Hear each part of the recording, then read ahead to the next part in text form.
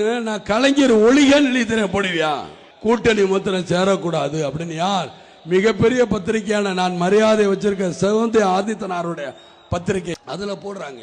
நான் அதான் கேட்டு எங்களுக்கு தெரியாம விழுந்து போச்சுன்னு நான் கலைஞர் ஒளிகன் எழுதினேன் போடுவியா அது மாத்திரம் போட மாட்டேங்கிறியே வருங்காலம் முதல்வரே எங்க ஆளுக எங்க கட்சிக்காரன் கொடுத்தா அதையும் போட மாட்டேன்.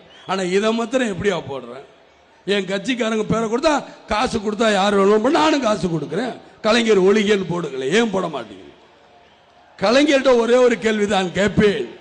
என் கட்சியை தோக்கடிக்கணும், என்னை சேர விடக்கூடாது, எந்த பக்கமும் என்னை வளர விடக்கூடாது, இவ்வளவு ஒரு கீழ்த்தரமான ஒரு அரசியலேவா நீங்க அண்டாத்துறையிட்ட பழகுனீங்க இல்ல பெரியாட்ட பழகுனீங்க?